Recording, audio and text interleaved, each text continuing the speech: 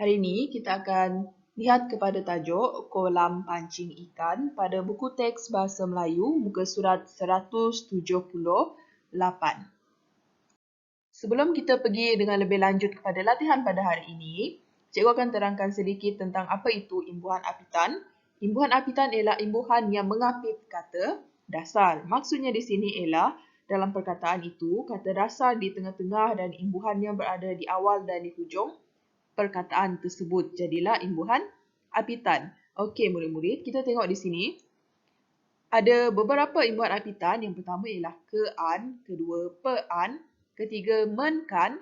Okay, men di sini merujuk kepada banyak imbuhan men. Contoh dia me, mem, meng, menge. Itu ialah yang imbuhan men lah.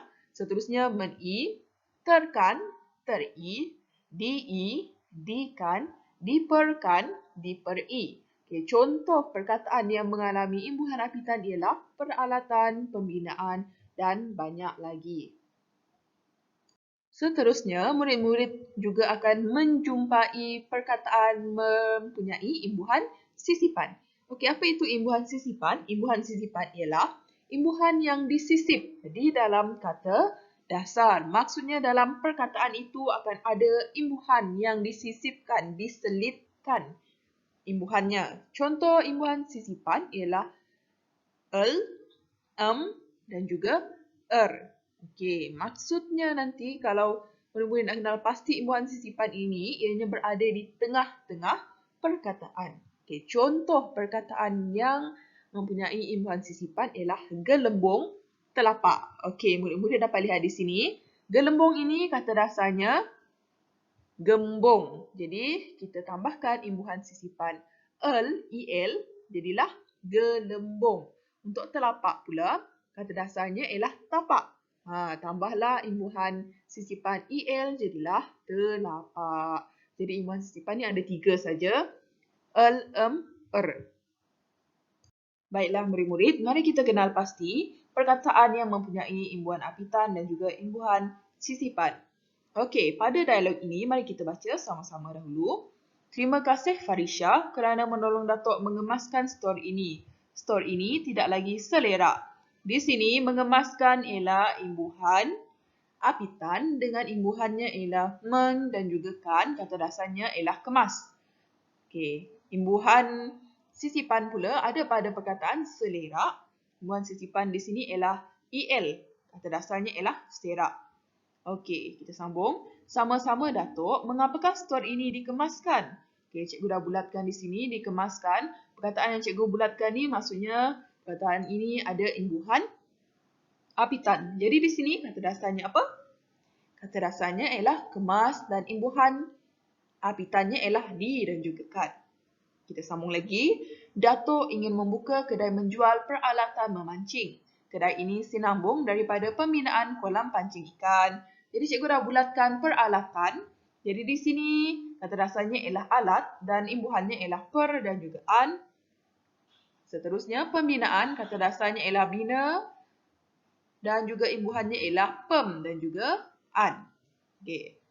Kita sambung. Wah, menarik idea Datuk. Jadi di sini tiada perkataan yang berimbuhan apitan dan juga berimbuhan sisipan. Kita tengok pula dialog seterusnya. Nanti Farisha bantu kakak menanam pokok di tepi gelanggang takraw itu. Tempat itu akan dijadikan tempat letak kenderaan oleh pelanggan. Jadi di sini cikgu telah gariskan imbuhan perkataan yang mempunyai imbuhan sisipan iaitu gelanggang. Ianya mengalami imbuhan sisipan el. Kata dasarnya ialah ganggang. Okey, seterusnya cikgu bulatkan perkataan yang ada imbuhan apitan iaitu dijadikan. Imbuhan apitannya ialah di dan juga kan. Kita sambung kepada dialog seterusnya. Cuba lihat di tepi kolam sana. Tebing kolam dipasangkan cerucuk oleh ayah dan Faris agar tidak runtuh. Jadi di sini cikgu bulatkan perkataan dipasangkan ada imbuhan apitan iaitu di dan juga kan. Kata dasarnya ialah pasang. Dan juga perkataan yang berimbuhan sisipan untuk cerucuk. Di sini kata dasarnya ialah cucuk. Dan imbuhan sisipannya ialah er. Kita sambung. Farisha buangkan tali tangsi yang serabut itu kerana membahayakan pengunjung. Kemudian, cabutkan kemuncup itu. Hati-hati semasa mencabutnya supaya telapak tangan tidak kelupas. Jadi di sini cikgu telah gariskan, kalau cikgu garis ni maksudnya ini ialah imbuhan sisipan. Okey, serabut kata dasarnya ialah sabut, imbuhan sisipannya ialah er. Okey. Kita tahu kan maksud serabut ni apa? Serabut ni ialah barang yang berserabut macam serabut kelapa tu, itu ialah serabut. Okey.